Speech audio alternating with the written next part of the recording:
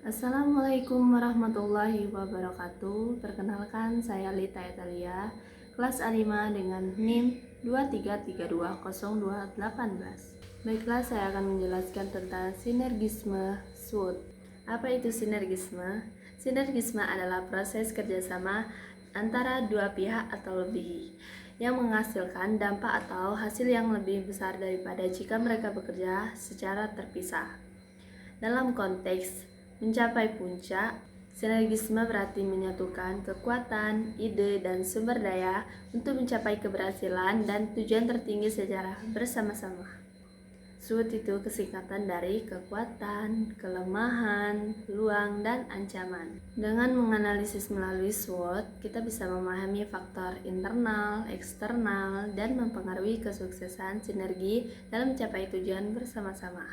Menganalisis SWOT ini diartikan dalam 4. Yang pertama ada kekuatan atau strength, yang dimana kekuatan ini menjelaskan tentang kelebihan atau kemampuan yang mendukung keberhasilan kerjasama.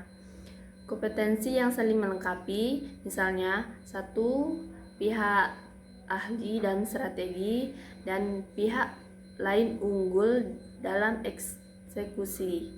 Gabungan ini memperkuat sinergi.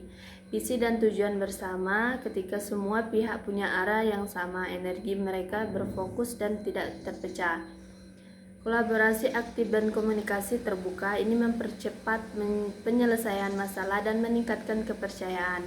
Contohnya, tim riset dan tim produksi bekerja sama untuk meluncurkan produk baru secara efisien. Yang kedua, menjelaskan tentang kelemahan atau weakness, yang menjelaskan tentang hambatan internal yang mengganggu efektivitas kerjasama. Perbedaan ego dan kepentingan. Jika setiap pihak ingin tampil sendiri, sinergi akan gagal. Kurangnya komunikasi menyebabkan salah paham, konflik, atau kesalahan dalam pengambilan keputusan.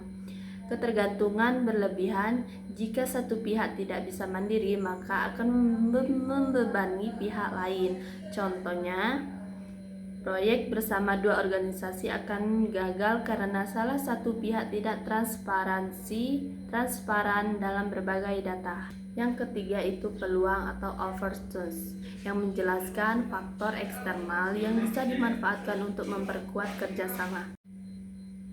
Yang ketiga itu peluang atau opportunities, yang menjelaskan tentang faktor eksternal yang bisa dimanfaatkan untuk memperkuat kerjasama.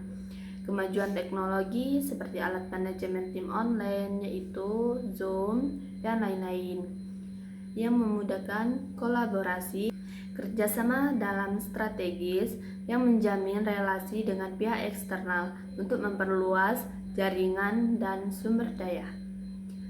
Tren atau kebijakan baru, perubahan regulasi atau pasar bisa membuka peluang baru jika direspon. Contohnya, perusahaan rintisan memanfaatkan tren energi terbarunya dan bermitra dengan institusi riset. Yang keempat atau yang terakhir yaitu ancaman atau threats, yang menjelaskan faktor eksternal yang bisa mengganggu sinergi. Persaingan tidak sehat antara mitra bila kerjasama berubah jadi persaingan internal. Krisis global atau ketidakpastian politik bisa menggagalkan proyek yang bergantung pada stabilitas lingkungan eksternal. Kurangnya koordinasi, tanpa pemimpin atau sistem koordinasi yang jelas, sinergi bisa kacau. Contohnya, proyek kerjasama antar negara batal karena adanya konflik kebijakan luar negeri.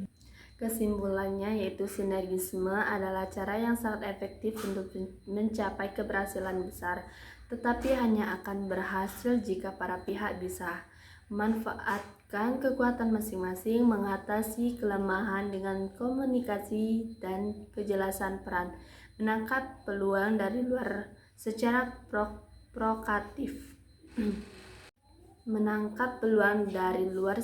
proaktif. Mengantisipasi ancaman dengan perencanaan dan kerjasama yang fleksibel.